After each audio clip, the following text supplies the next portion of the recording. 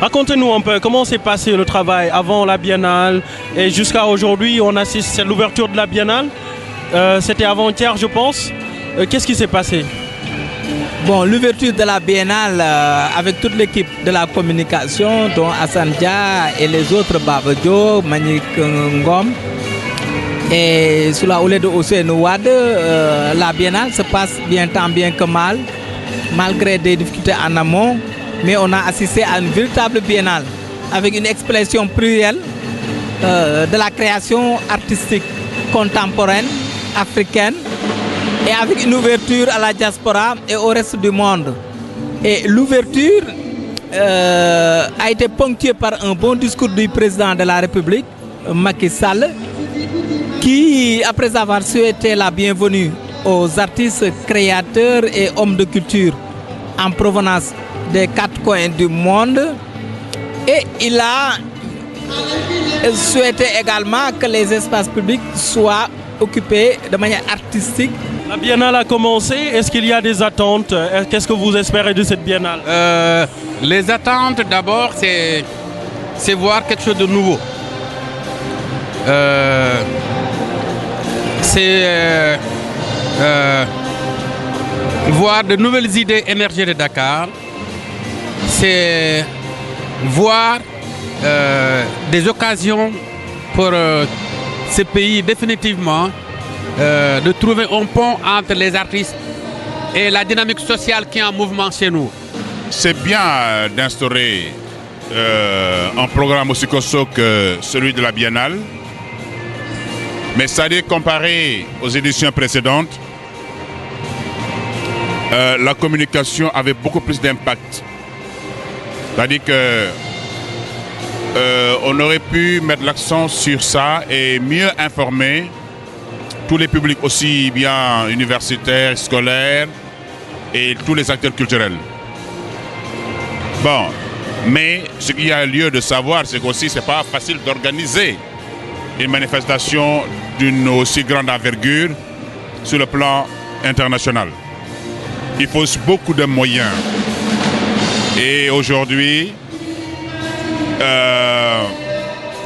le fait de ne pouvoir pas disposer assez de ressources au niveau de l'État, certainement, et ça pose un peu plus de problèmes.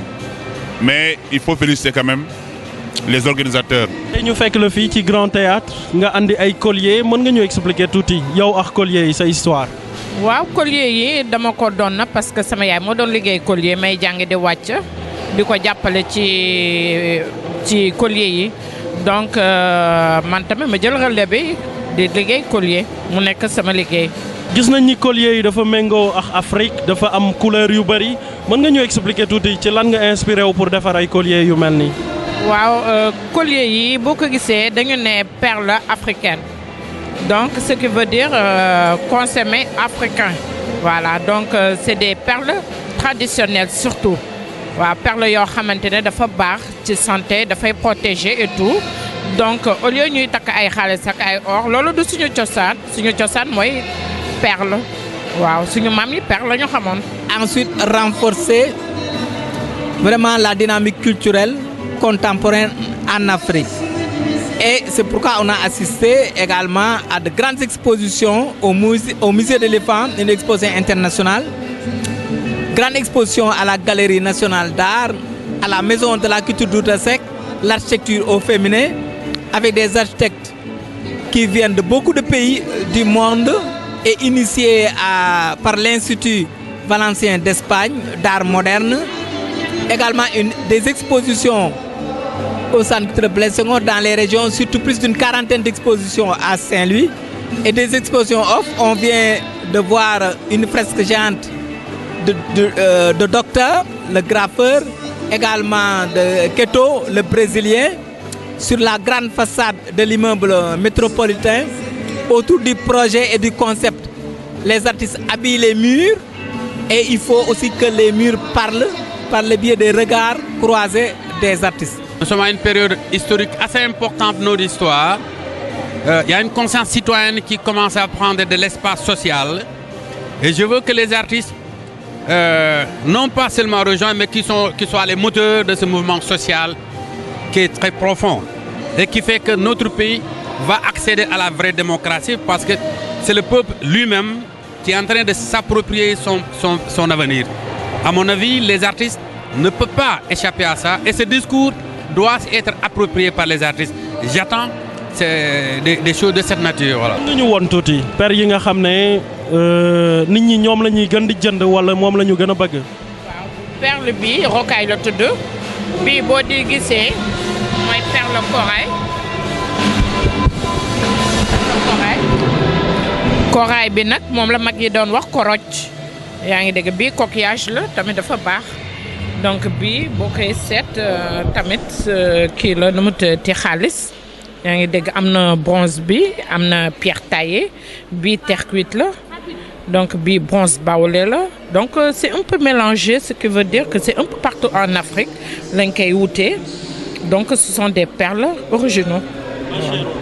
Non, pas du tout, c'est abordable, vraiment.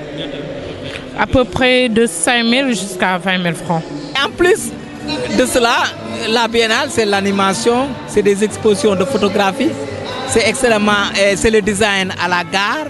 Et le village de la biennale se retrouve à la gare qui a été réhabilité parce que la gare est un patrimoine national tangible qu'il faut valoriser avec ce village de la biennale. Et donc la biennale également, c'est les rencontres, échanges professionnels avec des débats autour de la thématique création contemporaine et dynamique sociale. C'est important. Comment les artistes, avec leur discours social, avec ce qui s'est passé avec les Y'en a marre, avec ce qui s'est passé au Mali, dans d'autres pays, le regard des artistes, l'accompagnement artistique du point de vue de l'anticipation, du point de vue du jugement des faits et du point de vue de leur implication dans la conscience citoyenne. Donc voilà le creuset de la biennale de l'art africain contemporain de Dakar qui célèbre sa 10e édition du genre. Nous demandons aux autorités s'ils veulent vraiment la pérennisation de cette grande manifestation culturelle, c'est de mettre suffisamment les moyens et d'avoir un accompagnement sur le plan international et de permettre aux autres partenaires internationaux de s'investir davantage. Bon, il y a des partenaires internationaux qui soutiennent la biennale depuis sa création, mais il y a d'autres partenaires qu'on n'a pas sentis cette année. Moi personnellement, peut-être que ça existe, mais ces partenaires-là, je ne les ai pas encore sentis. Mais j'ai fait le tour des ateliers et des galeries pour voir comment ça se passe. Mais en tout cas, pour dire, c'est une excellente initiative. Le Sénégal ne compte pas beaucoup de manifestations d'envergure internationale, à part la biennale. Hein? Donc c'est un acquis. Il faut que ce soit comme le FESPACO. Il faut que ce soit comme le marché des arts visuels, que ce soit comme à Abidjan, et malheureusement qui n'existe plus, c'est le marché des arts du spectacle. Nous avons ce marché des arts visuels.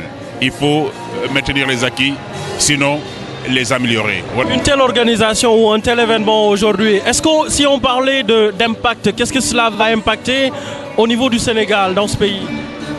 Ça impacte au plan de l'image. Parce qu'il y avait beaucoup de médias africains et également du monde, du reste du monde. Et il y a la présence du réseau des journalistes culturels d'Afrique.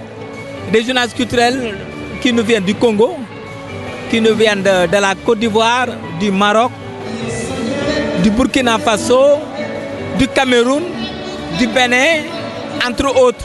Et donc autour d'un réseau de journalistes culturels d'Afrique qui est en train de réaliser le quotidien de la Biennale avec des journalistes sénégalais, bien sûr, sous la houlette de la Biennale, du secrétariat général de la Biennale de Dakar.